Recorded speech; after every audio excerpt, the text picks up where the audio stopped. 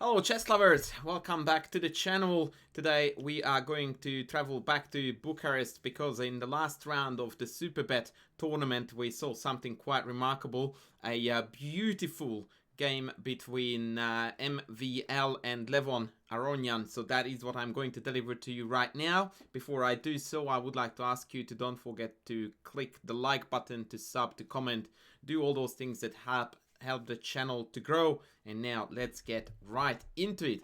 On the menu in this game was what appeared to be at first sight an IMSO Indian that then quickly transitioned into the Vienna variation of the Queen's Gambit, a very theoretical and largely analyzed variation where it's really challenging for either side to come up with something new.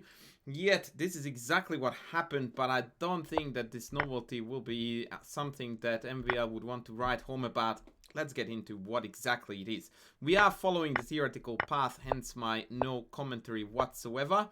And hereabouts I would like to share a little interesting tidbit with you about how opening theory develops and how well these variations have been analyzed and what a difficult task it is for a top pro player to keep their opening repertoire not only up to date, but so that they can actually play, variations with at least a faint hope to play for a win. So, this position, after King F1, G takes F6 has been known to theory for a very long time. In fact, I've got personal memories to it because sometime in the mid-90s, I remember having a coaching session with my coach, International Master Laszlo Hazai, and whilst we were having the coaching session, his analyzing slash, author partner, Grandmaster Peter Lukács came over to visit because they had to have a discussion about a New in Chess article that they were writing about this very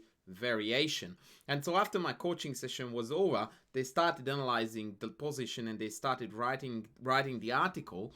And even then, I remember in the mid-90s, it was already considered to be a very dangerous variation to go for this h4 idea, with the concept of the rook coming up on the third, the queen often coming out to h5, and white has quite a bit of a pull. However, even back then, the generic consensus was that if black played accurately enough, the defense should hold.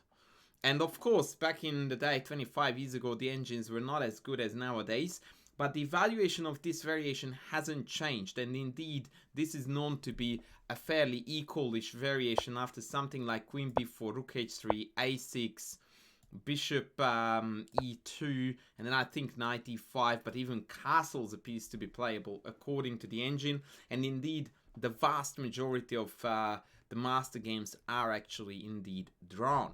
Now, I don't know what happened in MVL's camp, but long story short, he decided to play this king e2 move, which at best of times is actually a transition to the previously discussed variation with a slight difference, and that is that after queen b2 check, the king goes back to f1, and then after gf, now white has rook b1 or h4.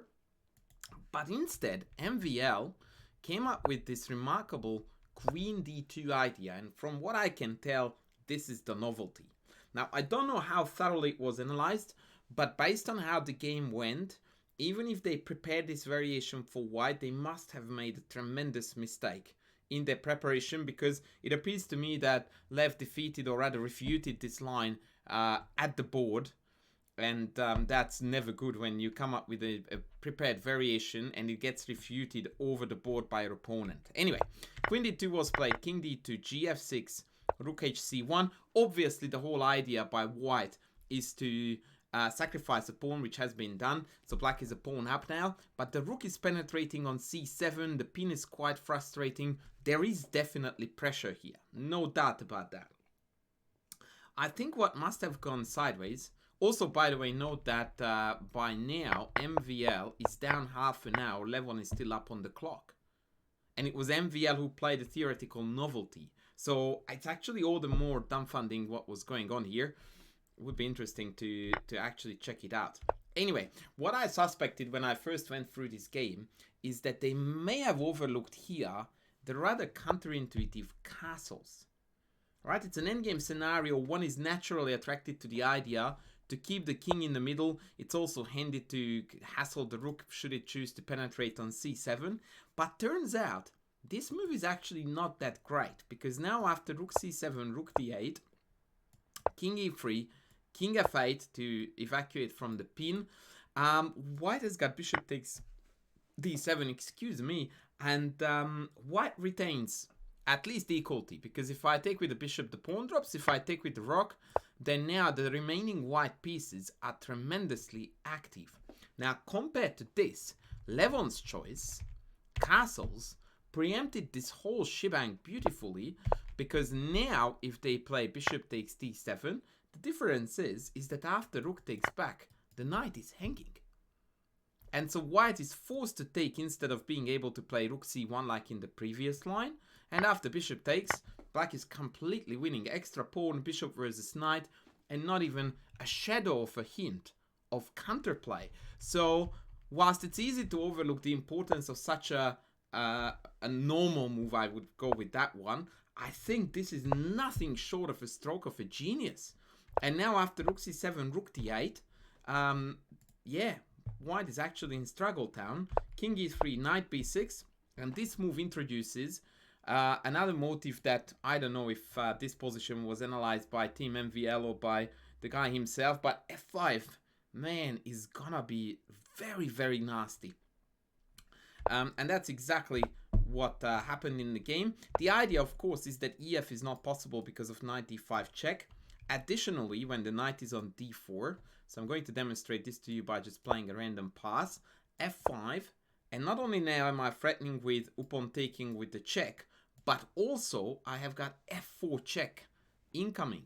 So if white plays a lemon, then f4, and all of a sudden the knight is gone. So these are the two components that contributed to f5, or even to knight b6 followed by f5, to be such a powerful motive. And from here on out, I think that, especially after knight b3, the Frenchman is just out of this contest. f5 was played, and it seems that not only did white's initiative evaporate rather quickly, but now black is taking over. Bishop d3, f3 was another way to go, but after something like e5 followed by bishop e6, it seems to me again, or even bishop d7, that black is definitely ahead. Bishop d3 was played, rook b8 was played. This is to defend b7 so that the bishop will be good to come out.